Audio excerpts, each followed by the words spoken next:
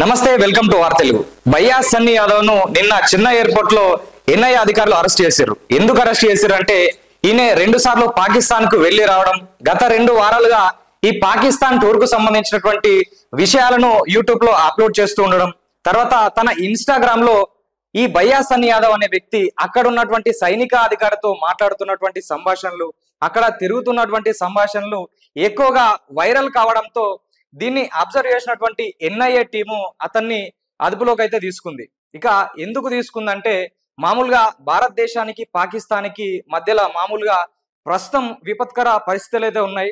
ఒక గందరగోళ వాతావరణం అయితే ఉంది. ఎందుకంటే వాళ్ళు మన వాళ్ళపైన అటాక్ చేయడం, మన వాళ్ళు ప్రతిఘటించడం, చిన్నపాటి వారు కూడా జరిగిన విషయం తెలిసిందే.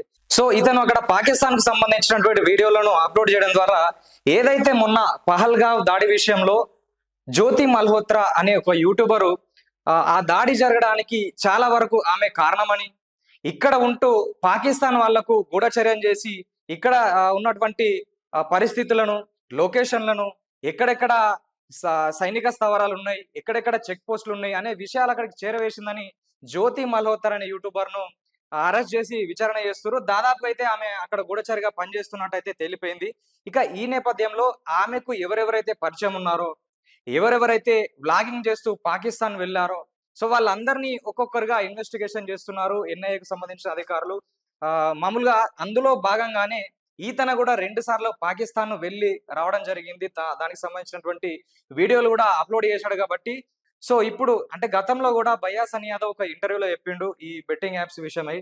ఆయన ఏమంటున్నారంటే నా దగ్గర డబ్బులు లేవు, నేను దేశాలు తిరగాలి, ఒకవేళ మీరు డబ్బులు ఇస్తే నేను బెట్టింగ్ యాప్స్ ను ప్రమోషన్ చేయడం బంద్ చేస్తా అని చెప్తున్నా. అంటే నాకు డబ్బులు కావాలి, డబ్బులు నాకు వస్తే నేను ఏమైనా చేస్తా అనే విధంగా అయినటువంటి మాట్లాడినటువంటి వీడియో మనం చూసినాం. అంటే ఆయన ప్రవర్తన, ఆయన ఆలోచన తీరైతే మనకు కనబడుతుంది.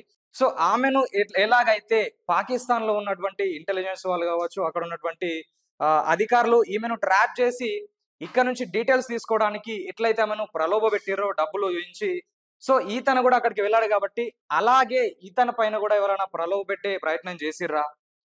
సో ఏదైతే ఇంతకుముందు కూడా జ్యోతి మల్హోత్రాను అక్కడి లొకేషన్లు ప్రమోట్ చేయాలని చెప్పడం, మీ దేశంలో ఉన్నటువంటి వివరాలు చెప్పాలని చెప్పడం సో చేశారో, సో ఇతని విషయంలో కూడా అది జరిగిందా అని ఇతనికి సంబంధించినటువంటి వాట్సాప్లు కావచ్చు, తర్వాత కాంటాక్ట్ లిస్ట్ కావచ్చు, బ్యాంక్ అకౌంట్లు ఏమైనా ట్రాన్సాక్షన్ జరిగినాయా, సో ఇవన్నీ విషయాలు వాళ్ళు విచారణ చేయడం జరుగుతుంది. ఎందుకంటే దేశ భద్రతకు సంబంధించిన విషయం కాబట్టి ఇన్ని రోజులు ఏదైతే కొంచెం నార్మల్గా ఉండే, కాకపోతే ఇప్పుడు స్ట్రిక్ట్ అయింది. ఎందుకంటే మనము చిన్న చిన్న విషయాలని ఇడిచిపెట్టిన విషయాలు ఏదైతుందో అది చాలా మంది ప్రాణాలు పోవడానికి కారణమవుతున్నాయి. ఎందుకంటే ఆ జ్యోతి మల్హోత్రా అటు పోయింది, ఇటు వచ్చింది, ఏమేమో చేసింది, మొత్తం మీద ఈ దాడికి చాలా వరకు కారణం ఆమె అని తెలిసింది.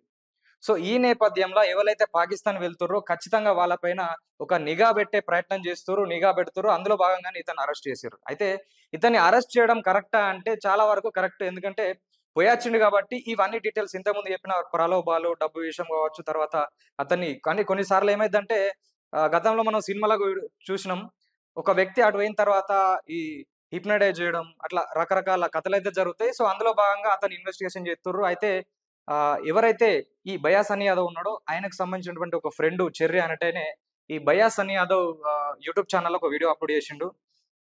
సో అధికారులు ఇతన్ని అరెస్ట్ చేసిర్రు. చేస్తే ఇంట్రాగేషన్ అది మామూలుగా అది ఇప్పుడు జరిగేదే కామన్ థింగే. కాకపోతే తల్లిదండ్రులు ఎందుకు చెప్పలేదు, వాళ్ళు భయపడతారు, ఆందోళనలు ఉంటారు, వాళ్ళకి ఏమైనా జరిగితే ఎట్లా అని చెప్పి నేను వీడియో చేసిండు. కాకపోతే విషయం ఏంటంటే ఈ భయ్యా సన్నీ యాదవ్ అనేటైనే అనేక దేశాలు తిరిగిండు. దాంట్లో కొన్ని తీవ్రవాద దేశాలు ఉన్నాయి. పాకిస్తాన్ కూడా 2 సార్లు పోయొచ్చిండు, డేంజర్ ఏరియాలో పోయిండు. సో అప్పుడు తల్లిదండ్రులకు లేని భయం, అతను ఆ ప్లేస్ లకు పోయేటప్పుడు అద్దని చెప్పిన తల్లిదండ్రులు అంటే ఆ టెర్రరిస్ట్ ఉన్నటువంటి ఏరియాలకు తిరిగినటువంటి పరిస్థితులు ఉన్నప్పటికీ వాళ్ళు భయపడిన తల్లిదండ్రులు ఇప్పుడు మన దేశంలో మన దేశ ఆర్మీకి, మన ఎన్ఐఏ అధికారులు అతన్ని తీసుకొని ఏదైతే ఇన్వెస్టిగేషన్ చేస్తుంటే భయపడాల్సిన అవసరం ఏముంది? ఒకవేళ ఇతని తప్పు లేకపోతే మామూలుగా ఆయన బ్లాగింగ్ అయినే ఒక వృత్తి అనుకోవచ్చు, ప్యాషన్ అనుకోవచ్చు, తిరుగుతా ఉన్నాడు అక్కడ మన జెండాను వెనుక పెట్టుకొని తిరిగిండు. మన దేశానికి సంబంధించి నేను చూసిన వీడియో అయితే మంచి విషయం, మన దేశం గురించి మంచి విషయాలు చెప్తూనే వీడియో చేసిండు. కాకపోతే ఏంటంటే ఇన్వెస్టిగేషన్ అనేది కంపల్సరీ.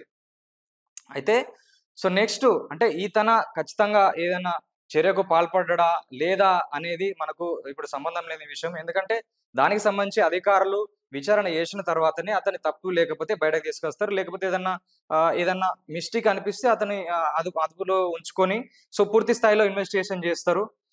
ఇది ప్రస్తుతం పరిస్థితి. అయితే తర్వాత ఏదైతే ఆ ఎన్ఐఏ అధికారులు కావచ్చు, దానికి సంబంధించినటువంటి సైనిక అధికారులు విచారణ తర్వాత ఏదైతే డీటెయిల్స్ చెప్తారో దాని తర్వాత ఈ విషయం గురించి పూర్తిగా మాట్లాడుకునే ప్రయత్నం చేద్దాం.